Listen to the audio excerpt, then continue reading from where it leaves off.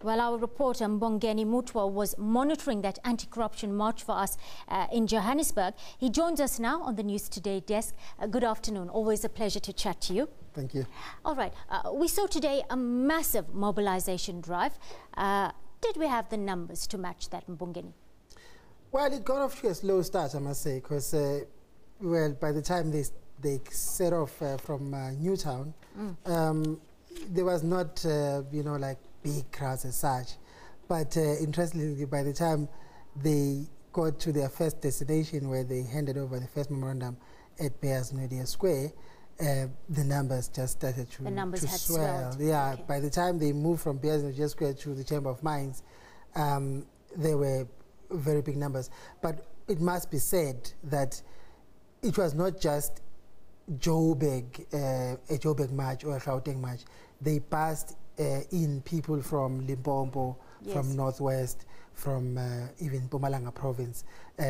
They paid around 250,000 rand to PRASA for people to be able to travel free of charge on the trains from different parts of Gauteng to come to the march. So I guess those numbers are actually a reflection of that bigger drive, because unlike the COSATU stay away last week, which took place around the major cities in different parts of the country, they decided to have one march here in Joburg and use that, just to show their strength, so to speak.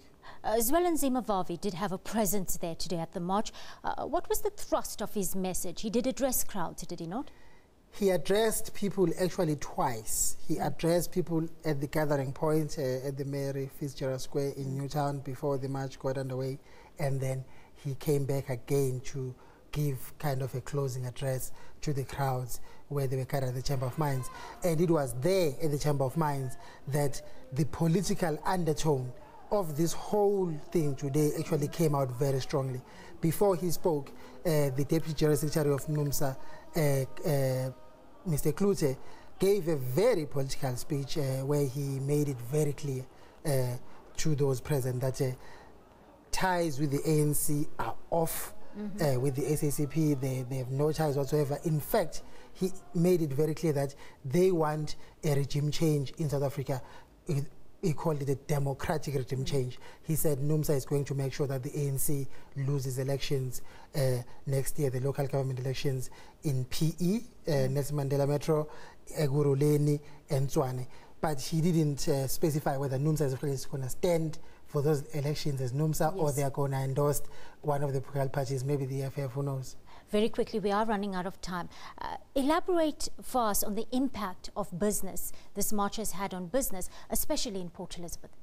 Well, from what we have gathered, there was limited production at GM and VW, the car manufacturing plants in P. Numsa, of course, has got a very strong presence, yes, in the P area, in the automotive sector.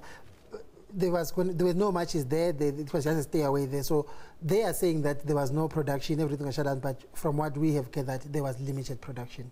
Thank you, Mbongeni. We'll have to leave it there. We are out of time. Always a pleasure to have you on the News Today.